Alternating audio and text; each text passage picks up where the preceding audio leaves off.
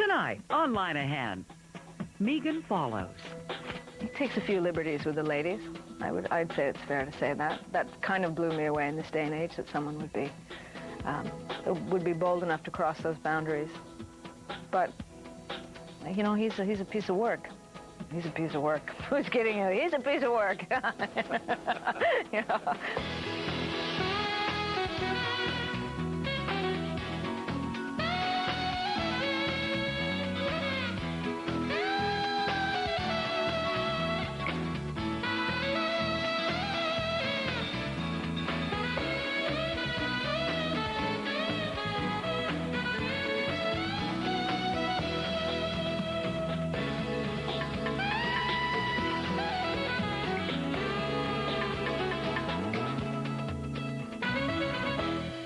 Hello, welcome to this edition of Linehan. She may be, arguably, the single most successful export this country has ever sent around the world. Kevin Sullivan's Anne of Green Gables, starring Megan Follows. Megan Follows approaches 30 as a single mother of 2. Join us now with Megan Follows and life since Anne of Green Gables. It's a pleasure to sit in front of you. Thank you. It is, again. Thank you. It's a pleasure to be here. And remind you, you know, they used to write extraordinary things about you, and they would say, Megan Follows. From Toronto to Tokyo, from Los Angeles to London. And a lot of this was based on Anne of Green Gables, Anne Shirley, and Megan Follows' life. Will you tell us now, with the perspective of years... Not too many, but yeah. The actress speaks. Where along the history of this show did you accept that it was as important an event in Tokyo, in fact, as it was in Toronto or any place in the world? I think that came to me later. Certainly not during the filming of the first Anne. I think perhaps when we completed it, there was a big screening, I remember, and I think it was at the Science Center. And I think we watched the 4 hours in its entirety. And I remembered watching it and totally detaching myself. I was watching a story along with everybody else. I didn't see me up there. I got involved in the story and the characters. And so when it ended and then there was this big applause and we came up there, I sort of got a sense of the magnitude of what we'd accomplished and the fact that thank God we'd accomplished it well, because had we not, that would have been a tremendous disappointment to many people. I think that was the first time I sort of had that sense of how much it meant to other people. I know I'll never be angelically good. Mrs. Spencer says I talk so much that... Mr. Cuthbert! Mr. Cuthbert, what is this place called? The Avenue. Pretty, ain't it? What was the first scene put on film? Do you remember that? I do. It was, we were doing second unit photography, and we were in an apple orchard. And it was beginning of May. So we hadn't started principal photography. We went out in the into apple orchards to do the white way of delight. So I think it wasn't any dialogue. I remember just getting in the buggy and the costuming being on, and then going through the rows of the apple orchards and the blossoms in the wind, them falling off the trees. Why did you go to Los Angeles to go to school? I went because I was living with my mom at the time. My parents had split. I had worked had been working in Canada for a number of years, and I think probably only about 5 years, because I was 14 when I left. And originally, they had just started to include Toronto on the loop of auditioning, LA, New York, Toronto. And I had been seen for the pilot of Square Pegs. I don't know if you remember that series. Sarah Jessica Parker, I think, was in. And I didn't get that, but the casting lady had really liked me and had said, you must come down, you've got to come down to the States, because they were auditioning for a spin-off of The Facts of Life. But I remember my mom felt at that time, already we were starting to hit that ceiling, that ceiling that exists, the famous Canadian glass ceiling of get somebody like Megan Follows, but don't get Megan Follows. Find someone who's like her, but we don't want to use her. And as soon as my mom sensed that, she said, you're out. You're leaving. So... Did your mother sense it, your mother being Dawn Greenhall, because she'd been through it? I think so. I think any actor who's lived and worked and spent their life being involved in the Canadian arts in terms of as an actor or performer understands that and lives with that. And so she didn't want, it was way too early to be hearing that, to be sensing that. And the opportunity had arisen, and she said, go. And so I went down with my sister. I was 14, and my sister Edwina was 21. It's all such a fog. It's so long ago. When the call came, was it in fact 3 years after the first time around ended that Kevin Sullivan and Trudy Grant had the idea of Anne of Green Gables, the sequel, and called you? I don't think so. I think it was probably about 3 days after we finished the first one. I think there was a joke. I remember running out of the trailer with my hair sort of going in 16 directions, screaming, "Not Annabelle Lee!" But sure enough, I think it was just a year later. Was that all it was? Yeah, it was just a year. 1 year? And in fact, the first Anne had not even aired before we shot the second one. I'm pretty sure, if that's possible. No, perhaps that isn't possible. But no. But Megan, did you say yes?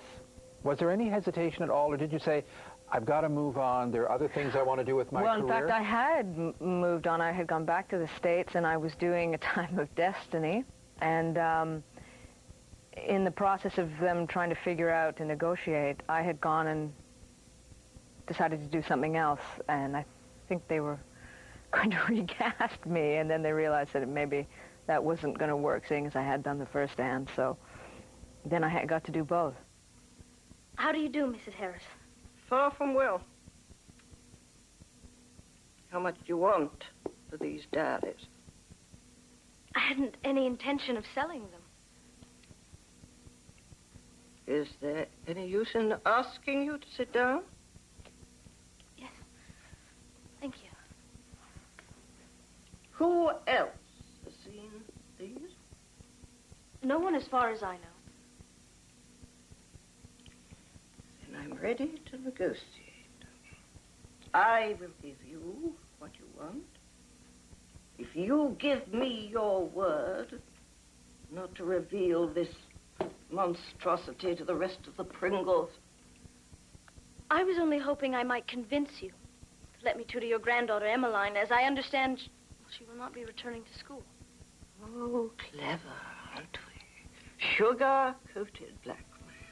When we return, Megan Follows, and life in and out of show business.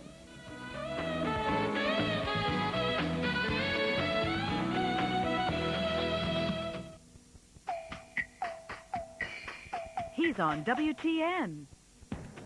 In Megan Follows' young life, she has already acted with some of the greatest names in the history of film and theater. It's never been easy for me to say the things from my heart, but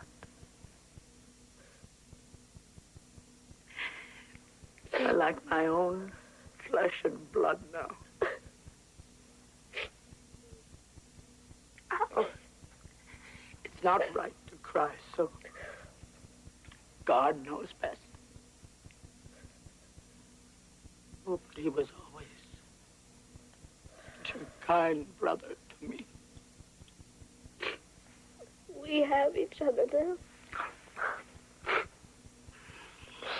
You worked with so many extraordinary people, but one of the people that I think about was Colleen Dewhurst.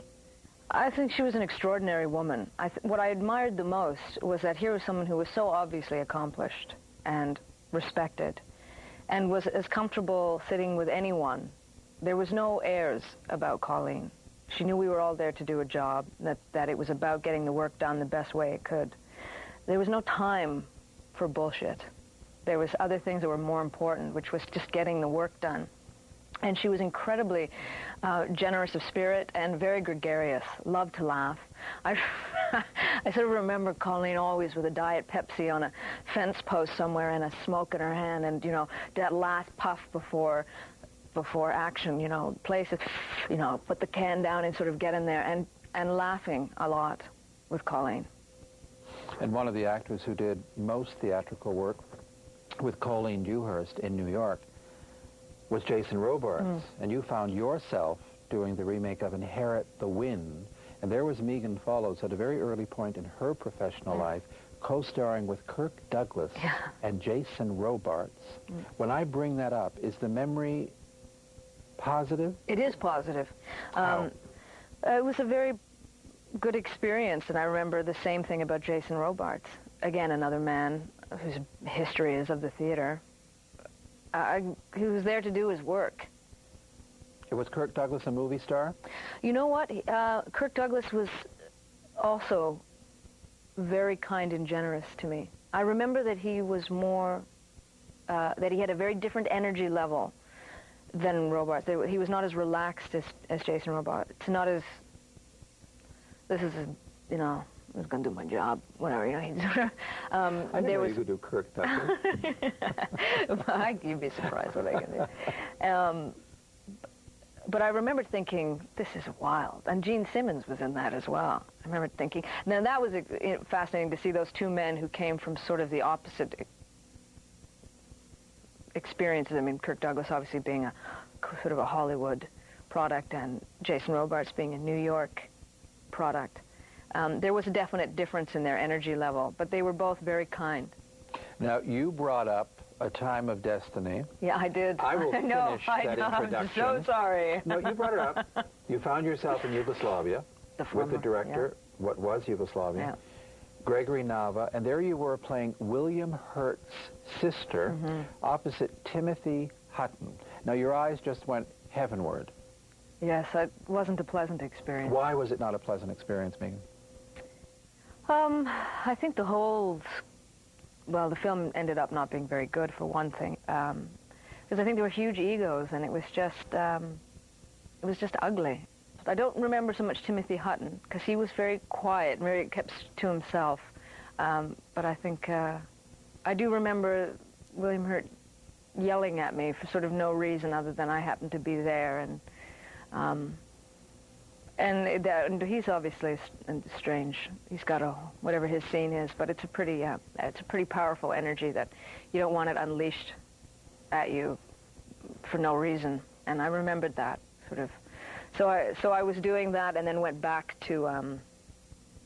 I do remember one funny thing about that film, that he had yelled at the focus puller for wearing a shirt that was like a Hawaiian shirt. This was William Hurt. This was William Hurt. And I'm going to give you this little bit of scoop. And it was a scene at the, I don't know, he found out some information about his father, the character, the father dying, and all of a sudden he's trying to do the scene, and he looks over at the focus puller, and he just yelled at him for wearing this shirt that was too loud and too distracting. And so the next day, we had to do another scene in the morgue where they actually reveal the father's character, and William Hurt lifts up the sheet, and it all of a sudden comes back, and they slip the shirt onto the actor playing the stiff in the morgue. So that moment came, and everyone was waiting, like, what was going to happen? Oh, like, what was going to happen? And thank God he did have a sense of humor about that, because it was that moment, that flash of, oh my God, someone's going to die, or we're going to laugh and pee ourselves, and we did actually. And so laugh for the rest, and pee yourselves. Laugh and pee ourselves. So for the rest of that shoot, that shirt kept showing up, just for William, like, he'd have to ruffle through a drawer to find a key prop and something, and they would have slipped the shirt in there. Just always they'd wait for times when the tension would get a little bit too tense. And so that was a fun memory about that. That was an icebreaker, but I remember it was tense there. You had a recent experience of doing the two-part CBC television drama of Major Crime. Yes. Now, when people say there are eccentric actors with unique personalities, Michael Moriarty is certainly one of them.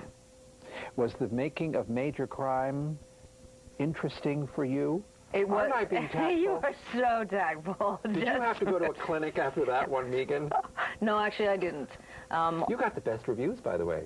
Well, that's Even nice. the people who hated it said... and there were some. And Megan Follows, who has credibility and does wonderful work as the attorney. Oh, that's nice.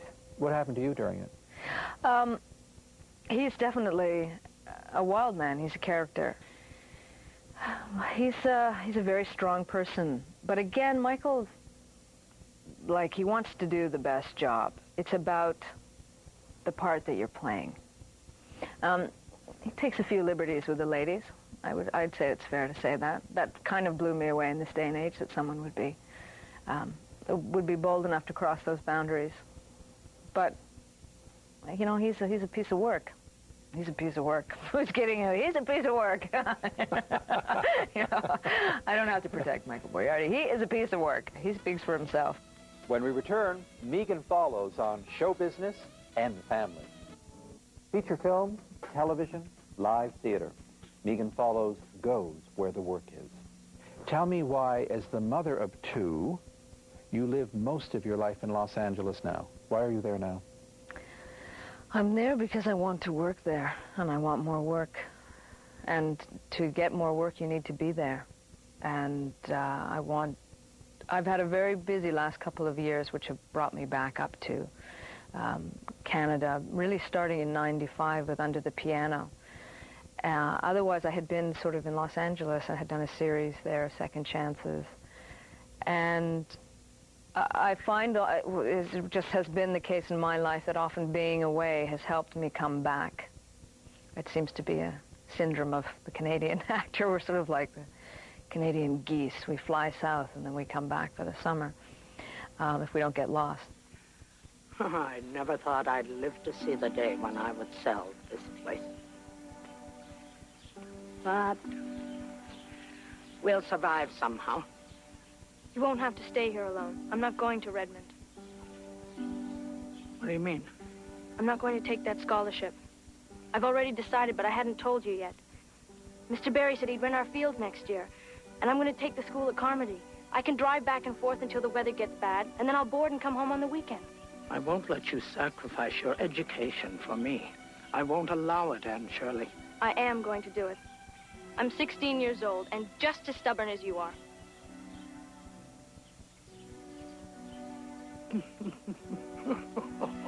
Oh. Do you think that men were attracted to the idea of having sex or being involved with the woman who was Anne of Green Gables? No, seriously. Somebody made a comment to me about you, that you were an attractive woman. I said, yes, I knew that. And this guy was going on about, and gee, she was Anne of Green Gables. And it was like... As if what that denoted me? Oh, it was a turn on. Did you find it helped or hurt? In my sex life? Yeah, in your private life. Did guys go, oh, God, I don't want to go out with her? And other guys went, yeah. Yeah, just like priests and sort of strange people. You found priests attracted to you, Miss Follows? I did. And did you really? Yeah, there was definitely some... Anne brought out... Would you like to talk about it, Miss Follows? Just remember. I remember getting letters. And I remember... No, I never dated a priest. I'm only kidding. But I did get some strange letters from prison, from men in prison, from men in the clergy. So did Skylar Grant, who played Diana Barry. I remember we got one strange letter. We were the sex goddesses of Green Gables. That was kind of pushing it, but all right. Whatever works for you. Do you still audition for TV series? Is that what you would like? Do you want your Chicago Hope, your ER, your Facts of Life, whatever? I don't know. I think I would like to do film work. I also wouldn't. I would take a nice series. I would take a nice series. You wouldn't be able to be at the Citadel Theater in Edmonton or the National Arts Center? I have chosen not to do that for a long time because I had done a series, and when you are doing that, your life is about that. And I found, having two small children, that working 12 hours a day before you travel 40 minutes to and from was too much. So I found that working in the theater was a way for me to work and have more time with my children be working on better quality stuff for the most part, of course, but you're getting paid a 16th or less. But I did make a conscious effort to come back to Canada and do work in the theater. I wanted to, I think I felt a little demoralized, quite frankly. I think you can do, you can only do mediocre stuff for so long, and then it begins to affect you. I think it either affects the way you perform, or it affects the way you view the work that you do. And being cynical is a very dangerous place for a performer to be. But saying that, I remember when you did a guest appearance with Angela Lansbury on Murder, She Wrote in one of the Canadian TV magazines. Oh, I know. So I was on the graveyard of television shows. And I thought, come on, boys and girls. Angela Lansbury, number one, cares about the people who appear on the show. Yeah, She's she given does. a lot of actors work who were not employed. And also, you were guest starring on a show that at the time was one of the #1 hit series on television. No, I know. That was... I thought that remark was just so gratuitously mean. Yeah, it was. But By a I've read a Canadian few of writer. those. I've read a few of those articles on his. He obviously has an agenda with which he likes to find things. Because, I mean, even the whole tone of that piece was, you know, where follows goes. It's that doomsday Canadian thing. Like, we tend to look for that sort of thing to just belittle. And I think, and I find that too bad, that we don't celebrate ourselves a little more. We're always apologizing when we succeed. And it's very weird. Because God knows you go into the States and then someone like a Jim Carrey or a Mike Myers, hello, are making $20 million a film, or Michael J. Fox, and they're being celebrated. For whatever reason, whether you like them or you don't like them, that's not the point. It's just a different mentality. And I think that's why a lot of people are very frustrated, because there's so many good performers here, and the work, there's so much wonderful work, and work to be truly proud of and celebrate. And we're stuck not celebrating. I don't understand that myself. The point of this conversation, Miss Follows, is to celebrate you, and people do. It's a pleasure being with you again. Thank you very much. That's it for this edition of Linehan. Thank you for joining us. But Megan, could you have been in that world of Martha Henry or William Hutt or those people and have bought a house in Stratford, put the kids in school and said, here I am, Stratford? Did that ever occur to you? Would you want that? I remember my parents always saying, never buy a house in Stratford. It's a guarantee you'll never be asked back. So that was one thing I never forgot. Never well, buy there goes the Follows family. Never buy a house in Stratford. It's a No, so what sure do you kiss do? of death. You buy a house in California. So, yeah, and it slides down the hill almost.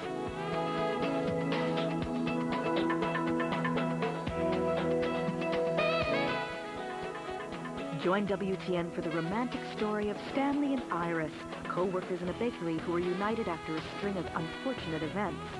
Stanley and Iris, starring Jane Fonda and Robert De Niro, is next on WTN.